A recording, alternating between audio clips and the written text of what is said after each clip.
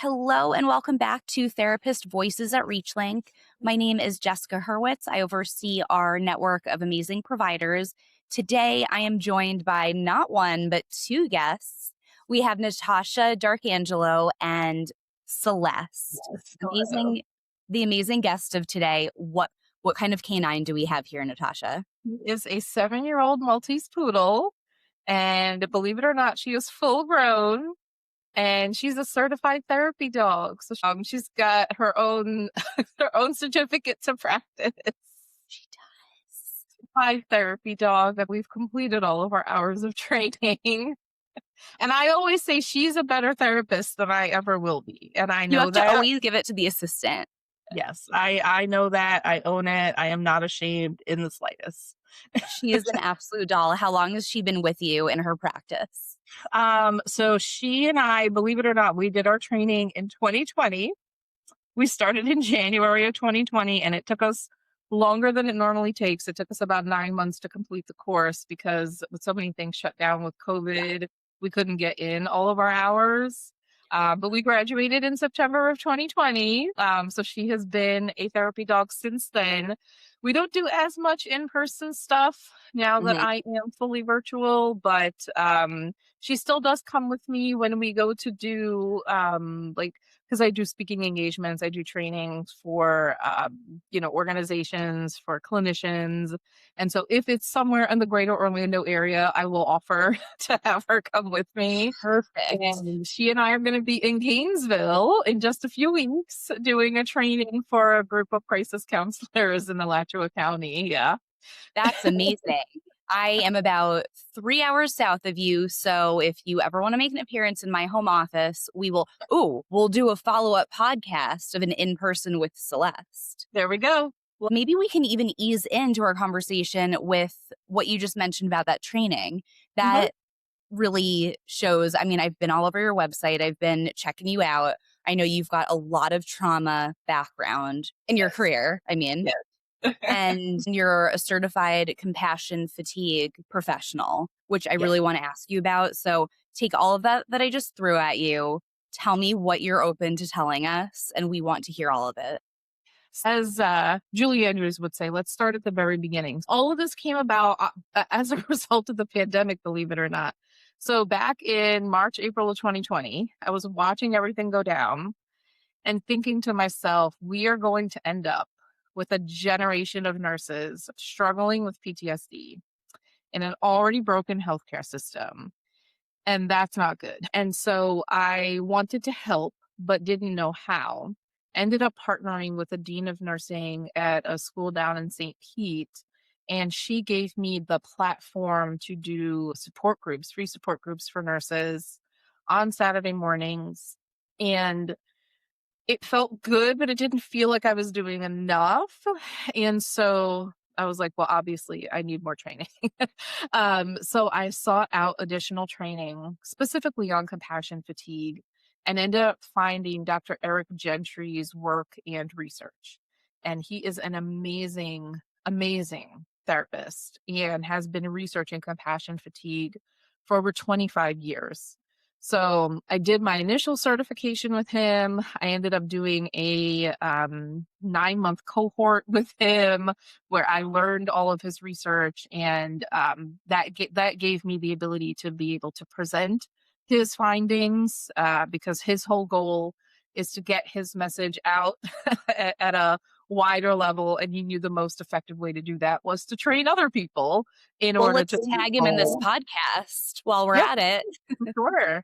Was to be able to to train other people in order to get his research out there. Then I also took a course through the Green Cross Traumatology Institute to be a compassion fatigue educator. So what ended up happening, which was not my initial intent, was I learned so much about me as a professional and how much I have struggled with compassion fatigue through the course of my career, which is not something that I had initially thought about when I Sneaks right started. up on you. Yeah. As I was listening to Dr. Gentry present, I realized, oh my goodness, I have been there. I have experienced these things. I know what this feels like at the cellular level. And so, not to be too cliched about it, but it really did end up transforming my career. I never anticipated that I was going to be doing public speaking, but it was such valuable information that I was like, I have to talk to other clinicians about this. And I need to be helping other mental health professionals so that they're not burning out and leaving the field earlier than they really should be because they just don't have the tools that they need to help them be successful and sustainable. I think sustainability really is the key. This is what you're saying is exactly why I wanted us to talk about this. I feel like there's no shortage of mental health providers talking about compassion fatigue. But when I saw that you had this credential, I thought, wait a second, there's a little more to this that you might be able to shed some light on. In addition to all your other credentials, by the way, I had to pick just one of them. That's okay. So That's how okay. do you incorporate this into your practice? The big thing that I have found is people don't really understand what compassion fatigue is. I think that people will use compassion fatigue and burnout interchangeably, and they are not the same thing and they do not have the same definition. So I'd like to start with the definition of compassion Because I don't fatigue. think I was totally clear on that. Yeah. Please. So Dr. Charles Figley, who really was the first one to actually study this as a phenomenon and try to get some solid research, like foundational knowledge. He coined the definition back in 1995, and he defines compassion fatigue as a combination of burnout and secondary trauma. So it's a Huh. state of exhaustion and dysfunction, biologically, psychologically, and socially, as a result of prolonged exposure to compassion stress and all that it invokes. So, burnout is more of an environmental thing. Burnout is more of my job is putting demands on me that I can't possibly meet, or I don't have the resources to be able to do what they're asking me to do. And that's part of it.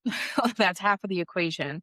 But when we interchange burnout and passion fatigue, you're missing that secondary trauma piece of things. So, secondary traumatic stress is what happens when you are sitting with, working with suffering and traumatized clients over and over and over again. You're listening to their narratives, you're being exposed to their trauma. And as mental health professionals, that's what we do day in and day out. I mean, that's really, I would argue, like the first bullet point on any of our resumes. Even if you're not, like, I do specialize in working with clients that have extensive histories of trauma. But Mhm. even if you're not specializing in trauma work, your clients walk into your office with their trauma weighing on their minds, weighing on their bodies. So all of us end up working with trauma, whether that's what we specialize in or not. And we hear the worst of the worst. I don't think that there's a week that goes by that I don't hear. So I've never told anybody this before, but, and you may be the first person in 40, 50 years that's ever heard this thing that the client is telling you. And because at a baseline, what we do is care for others, that very caring leads us to be more susceptible to symptoms of compassion fatigue. And this is not just mental health professionals, this is anybody that's under the caregiving umbrella. So I'm talking about nurses, I'm talking about mental health professionals, physicians, veterinarians, hospice workers, first responders, educators. And the thing is that again, in my experience, nobody gets trained in this stuff. I have never worked with a nurse who had ever actually had any kind of training in compassion fatigue. Same thing with the physicians that I've worked with. Same things with the veterinarians that I've worked with. I've never had an educator that I've worked with that had ever heard of the term compassion fatigue. And you Even mental probably health did they clinicians. probably have the burnout though.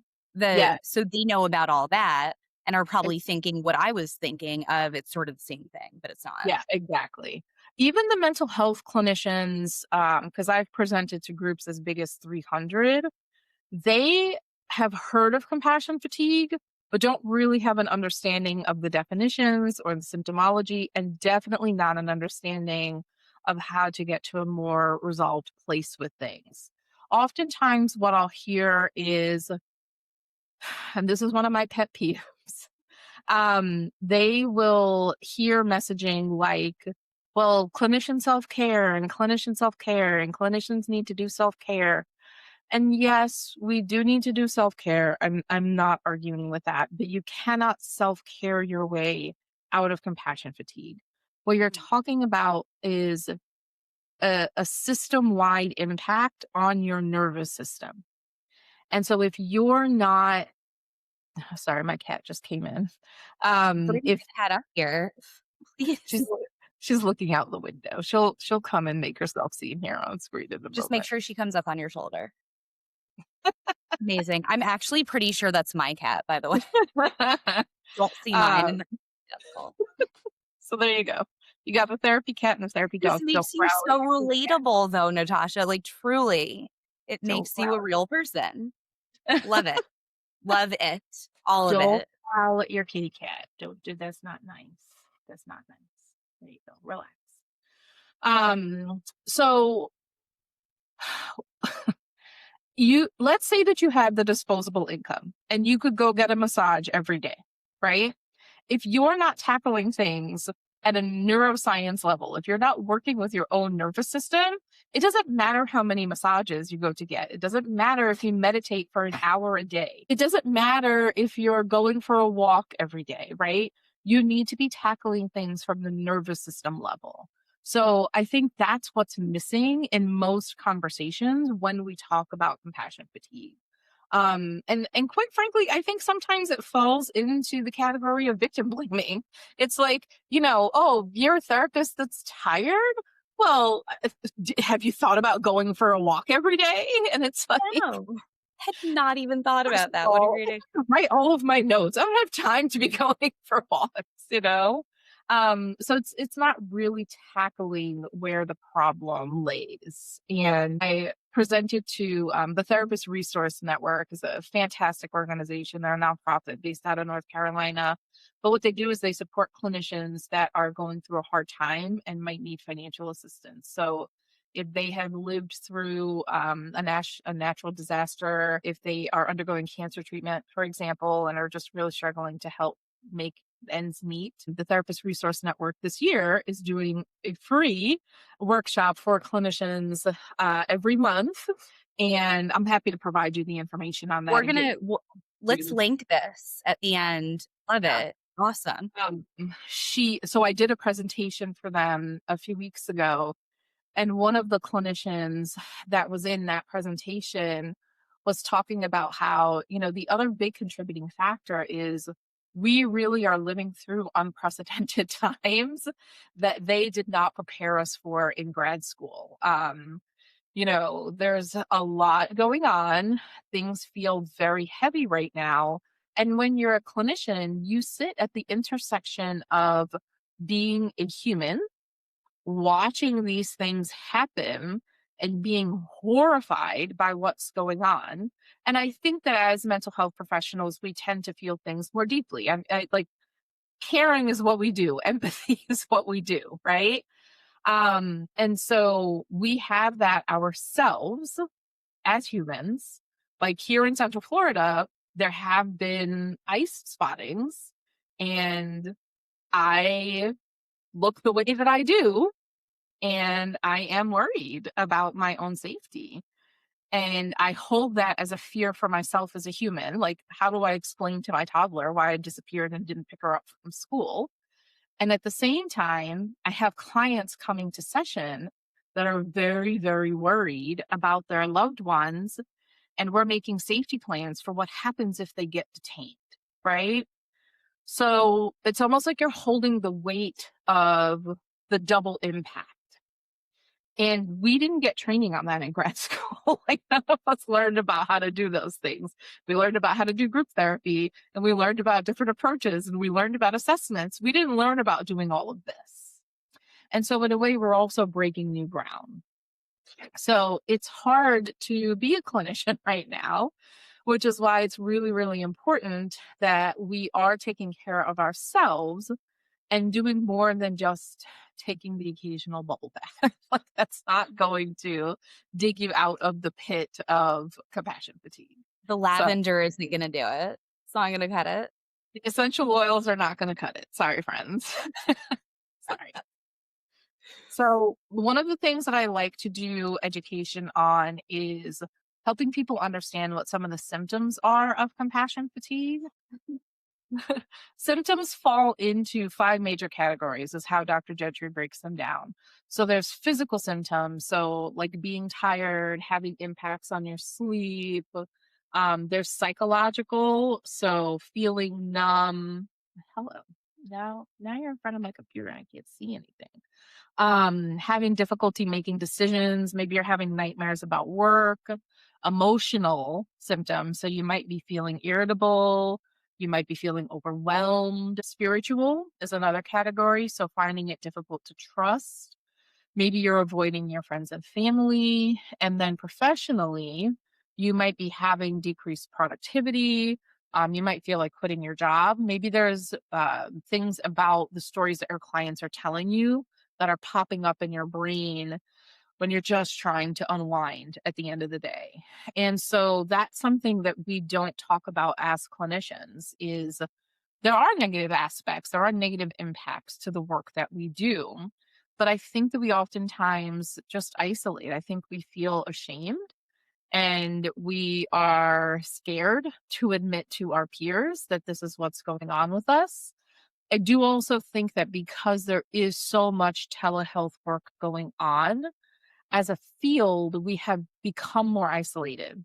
It used to be that if you were, in person in a private practice, oftentimes you were sharing office space with other people or you were in a building with other clinicians. There was more of an opportunity to have other people around you. You can knock And on the door. exactly. More opportunity for case consultation, even if it was just a brief we're passing in the hallway kind of thing. But now that so many clinicians are telehealth, I mean, I'm here in my home office, it has become a little bit easier to be isolated and it is a little bit harder to seek out those opportunities for peer connection and peer support, which is so important when we're talking about compassion fatigue. That's something that we need to have in order to be able to get ourselves to a more resolved place. So another tool that I want folks to be aware of is there is an objective way for you to measure symptoms. It's called the ProQOL. So it's the Professional Quality of Life Scale. So ProQOL. They're on the 5th iteration. So right now it's the ProQOL 5. It's free. And I like things that are free. So if folks go to proqol.org, PROQOL.org, you can take it right online on the website. It doesn't take more than 10 minutes. Like I do this in session with clients and we go over their results and we talk about the impacts and what it means. But just like how we talk to clients about how if you're not willing to admit that there's a problem, then there's not really anything that we can work on. The same is true for ourselves. So a really good place to get started is to do an objective measurement of what your symptoms are looking like presently. It's going to ask how you've been feeling for the last 30 days. And it's a Likert scale from 1 to 5. So, not at all to very much. And you can kind of see where your scores are at and get an objective measurement of how you're presenting so that you at least have a baseline to start with. So I think the education and understanding what the definition of compassion fatigue is, getting a better understanding of what symptoms are, being able to measure symptoms, and then finally moving into, okay, what do I do to get myself to a more resolved place? The biggest one is being able to recognize that the work that you do impacts your nervous system. Not because consciously that's something that you're trying to do, but because you can't help it. Every single one of us has traumagenesis. We have essentially faulty learning in our nervous systems that occurred at some point on our trips around the sun. It's not always a conscious memory that you have. So the one that people most often relate to is every single one of us survived middle school, right? Did And we? Did we though? I don't know if I well, did. well, maybe not fully emotionally intact, but let's say on the first day of middle school, you're in the cafeteria, you have your tray, and you slip on something, and your tray goes flying, and you're now covered in, I don't know, spaghetti sauce, right? And everything comes to a stop, and everybody stops and stares at you. And then somebody starts laughing. Now the entire cafeteria is laughing at you. That now becomes you're the person who spilled spaghetti on them the first day of middle school. There's probably going to be some really mean nicknames that come out of it. So let's fast forward now 20, 25 years. And you wonder why, when you walk into a room to give a presentation, your whole system freezes up. It's because your nervous system is going back to that first day of middle school where everybody stopped and stared at you and laughed at you. Now, in that moment, you were not in immediate life threatening danger. However, your nervous system registered that feeling of embarrassment and shame as a life threatening danger. So, what happened was your nervous system learned when people stop, stare at you, and laugh, you're going to die. And I know objectively you can tell me that you're not going to die, but when you're up in front of a group of people and you're Feels like expected to give a presentation, the reason you forget what you're supposed to say is because your nervous system thinks that you're going to die. And it's trying to get you the heck out of that situation, right? And so the way that I describe it to clients is you essentially have two filing cabinets inside your brain. There's the filing cabinet of things that will kill you, and there's the filing cabinet of things that won't kill you. But every single one of us has things in that filing cabinet of things that will kill you that won't actually kill you. Getting up in front of a group of people to give a presentation, even if you forget everything that you were supposed to say, that's you're not still gonna a life threatening danger, right? And what ends up happening for all of us is because of our traumagenesis, because of this faulty messaging that we receive at some point along the line, we go through our days, especially when we're working with clients or when we're working with patients, and their trauma histories might mirror some of what we lived through. So our nervous system is getting activated.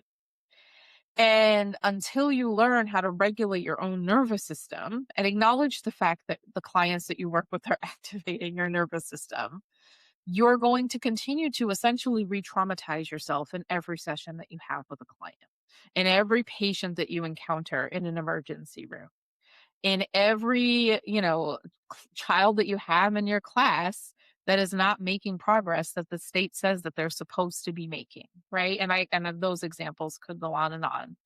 So what you have to do is you have to learn how to work with your nervous system.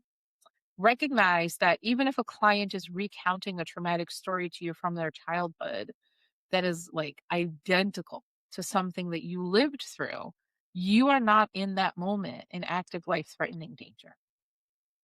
You are safe. You're in your office. The client's not doing anything actively to harm you. And you have to learn how to regulate your nervous system. And that's a lot of work that I do with clients is let's get you into a regulated nervous system. And what ends up happening is it doesn't just benefit your professional relationships, right?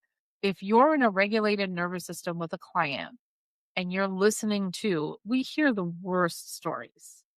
I mean, that's what we do. I worked on an inpatient unit for a year and a half. Like I heard really, really bad horror stories of what the things that people had lived through. And you can't not acknowledge that those things are brutal and they're having some kind of impact on you, which is why it's so important that you learn to self-regulate. That otherwise, every session that you sit in, you're re-traumatizing yourself or you're traumatizing yourself. And there's no way you're going to be sustainable doing this work if that's what's happening in session after session after session. The other thing that happens is if you learn how to regulate your nervous system, you're going to have a better relationship with your romantic partner. You're also going to have a better relationship with your children. So I think I mentioned I'm the mom of a toddler. And right now she is very much in her independent, I do it stage. And so everything takes us about 3 times as long as we need it to. Yeah. But she wants to do it. And I want her to be able to, even if she gets frustrated, she's working on zippers right now. So even if she gets frustrated, I want her to have the opportunity to try it.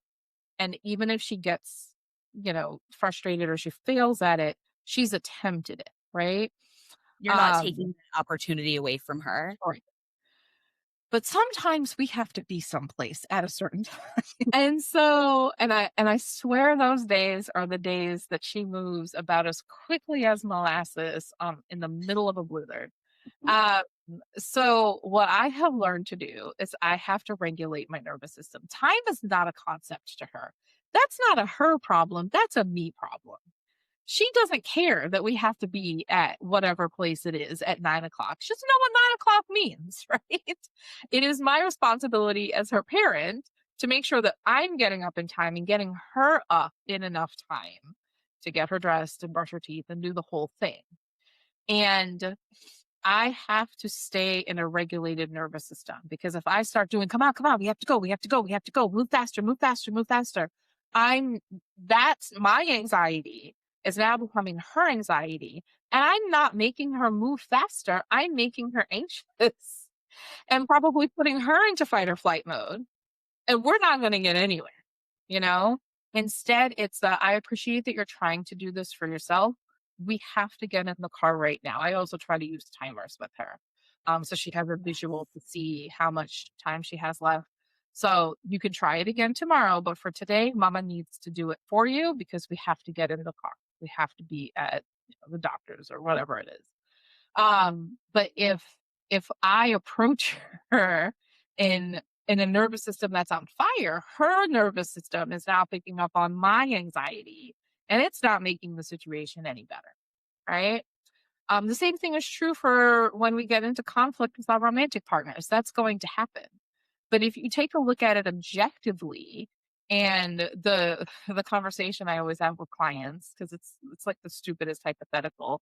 Let's say somebody makes themselves a peanut butter and jelly sandwich, and they leave a mess all over the counter. There's breadcrumbs, and they've left the peanut butter crusted knife out on the counter. And this is what you walk into at the end of the day. Do you want to approach your partner in a nervous system that's on fire? Like, what's wrong with you? I'm not your maid. I'm not your mother. You expect me to clean up to you after you do this all the time, blah, blah, blah, blah, blah. Do you want that to be the conversation? Or do you want to get yourself into a regulated nervous system and say, I came home after a really long day of work. And when I walked into the kitchen and that was the first thing that I saw, it was really upsetting to me. Can we work together to try to figure out some kind of solution making for this? Because it was not pleasant for me to walk into at the end of the day. All right, 2 very different conversations. You're going to have 2 very different outcomes. But that all comes from what's happening inside your own nervous system, which is also something that you're able to control. Even when you're living through unprecedented historical events, you still have the ability to control what's happening inside your nervous system. And that is going to help you with whatever else it is that you're tackling during the day. So that's like my big message that I try to get across. It's a great example because it's obviously relatable to everyone. Darn knife. That is so. In that moment, what if you are not able to regulate? Have you screwed everything up? Have you put all this onto your daughter? I'm reliving a lot from drop off at school this morning. So what attachment theory tells us is it's not It's not a realistic goal to try to be a parent that's never going to mess up, right? That's not true. I've lost my cool with my Yeah. child. The goal is that you're repairing it, right? So, mama yelled at you this morning, and I apologize for that. I should not have yelled at you. That's not your fault. Mama was feeling angry, mama was feeling frustrated, mama was feeling whatever. My poor child is the child of a therapist. So we talk a lot about feelings and emotions, right? It's not your fault. You are not responsible for how mama feels. Mama is responsible for how mama feels, and mama should have done a better job of handling her anger, right? So that's the important part, is what are you doing to go back and repair that relationship? That is way, way more important than trying to be a parent who never messes up, because our children need to see that I get angry too. I get frustrated too. I get anxious too. What do I do with those emotions? And the most important thing that we can teach them is that even if they get angry, we still love them. Even if they break something, at some point they're going to spill a half gallon of orange juice all over the kitchen floor, right? This is messy and this is sticky. Come on, we're going to work together to clean this up, right? You're modeling those things for them. And your dialogue to them ends up being their inner dialogue of how they refer to themselves. So, like, one thing I do with my child is we do affirmations every night. And one of the things that she really likes to do, that I hope she doesn't grow out of, is she really likes to help. And so one of her affirmations is, I am a helper. And she is starting to have that become part of her identity. Like this weekend, I was doing laundry and she's, Mama, I help you. And I'm like, okay, sure, you can help me.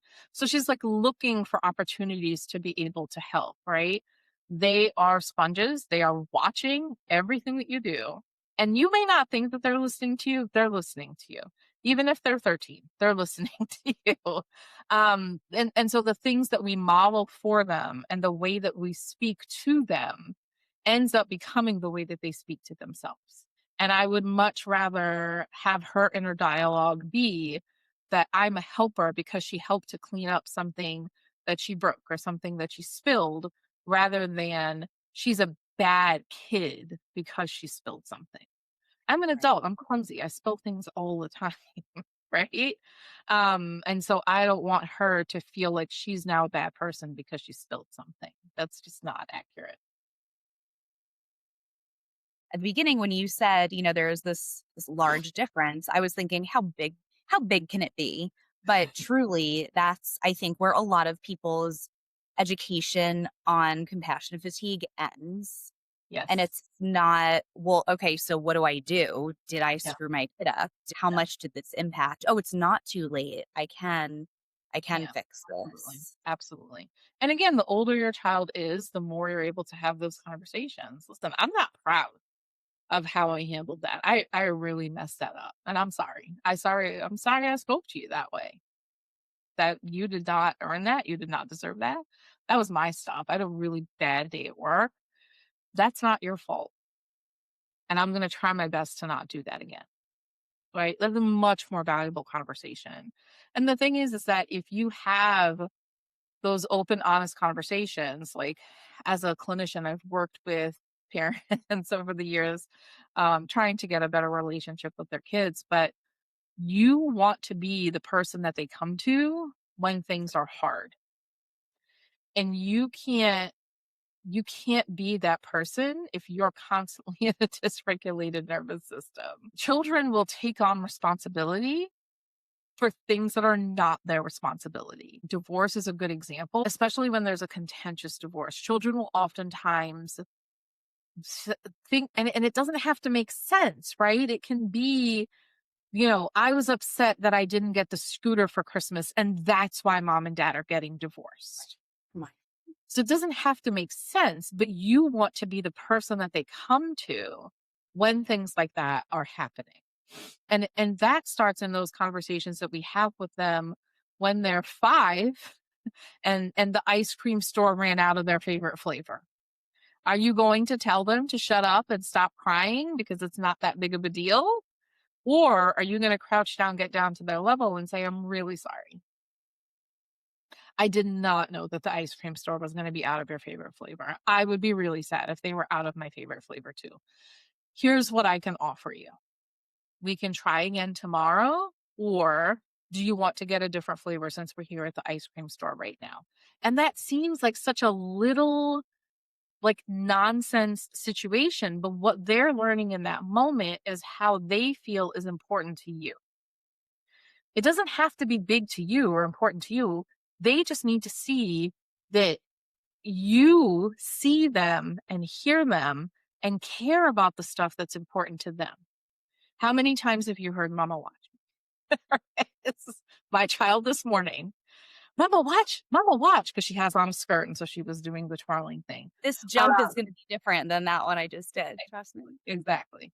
So ideally, when she's 13 and her friends start doing all kinds of crazy stuff on social media, and she might not feel comfortable with it, I want her to come to me and be like, my friends are making these videos and I don't really want to make these videos. What should I do? I want to be the one that she's having that conversation with.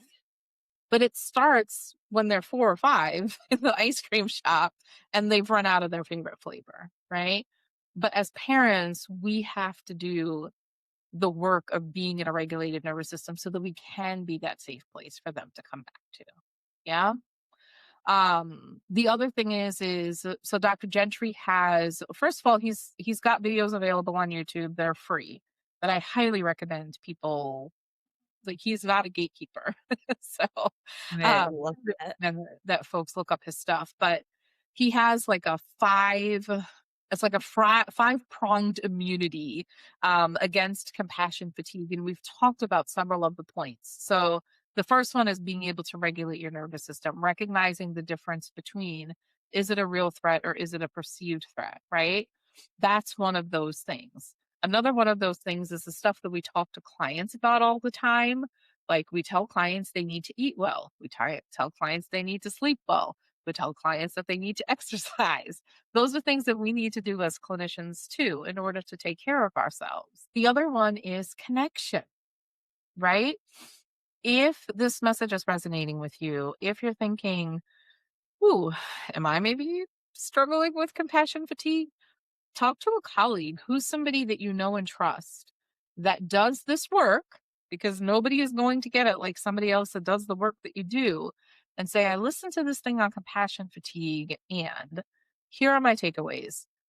Can you be the person that just kind of watches me and lets me know if you think that I am slipping into compassion fatigue? I'm probably going to be angry. I'm probably going to get defensive.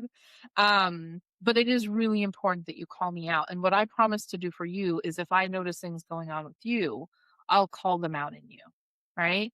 We have to have that connection. And this is why I encourage folks, regardless of how long you're licensed, do you have a group of clinicians that you can talk to do consultation, or even just to like talk to, right? Another thing that is really, really important is that we reconnect to our reason for doing this work. Those of us that are caregivers, I think the longer that we're in it, the easier it is to slip away from the original reason that we got into this work to begin with. And so it's important for you to reconnect to that. Why did you decide to become a therapist? Why did you decide to become an educator? Why did you decide to become a nurse? Reconnect to that purpose, because a lot of times the demands of the job, the administration in the place where you're working will have you drifting farther and farther away from that message. And it's important that you reconnect to it. And then finally, the last prong, I guess, is this concept of really understanding yourself and your North Star.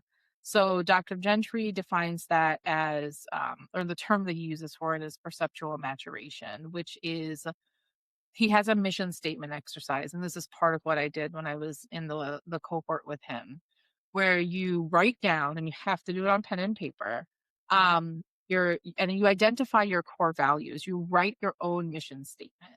And my favorite sentence in my current version of my mission statement, because I redo it every so often, is my purpose here on this planet is to help others. I know that. Like I at a cellular level, I know that. And any day that I've done that, I've succeeded. And that is true regardless of what my performance review says, regardless of what Google says about me, regardless of what my boss might have to say about me.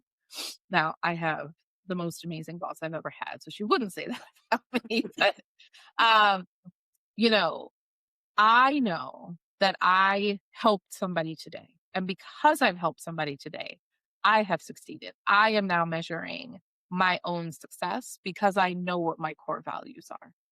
And that's something that was really, really important for me to be able to identify, because it really transformed the work that I was doing with clients. I've worked in community mental health before, where the way that my performance was being measured was how many sessions I did in a month or how much I was billing for the department that I was working in. And I didn't become a therapist to be billing a certain amount every month, for the company that I was working for. But I lost sight of that because the demands come down from management. And, thankfully, I'm at the place in my career where I've been able to make some jumps and make some really crucial decisions so that now I'm at a place where my personal values also line up with the mission of the organization that I'm working for. And I have hard days, and there are days that I'm stressed out. There are days when I feel like there's not enough hours in the day. But at the end of the day, I know that I've done my best. I know that my CEO supports me and values me as a human, regardless of how many sessions I did that day. And that's been hugely important in my ability to sustain myself.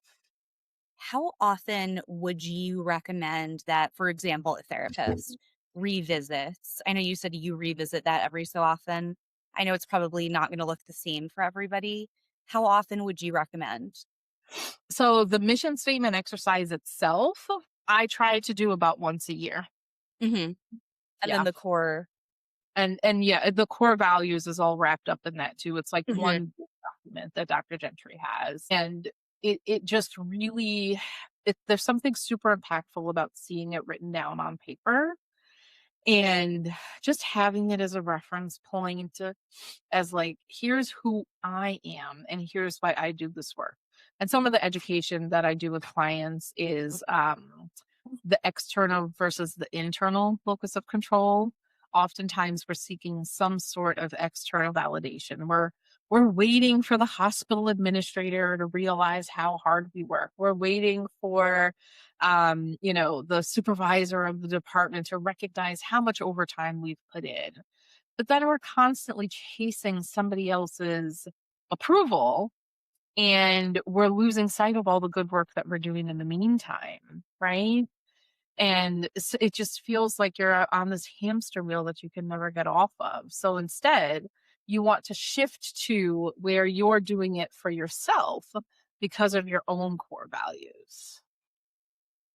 I feel it at a cellular level. I have sat in my car before and parked in the parking lot and been like, you have to go into the building. Yeah. You can't sit in your car all day. You have a mortgage to pay. Like I've been there. I know what But that in feels. that moment, it feels like, no, I've got to, I have to stay here. Okay. So Dr. Thank you. Gentry literally wrote the book on compassion fatigue.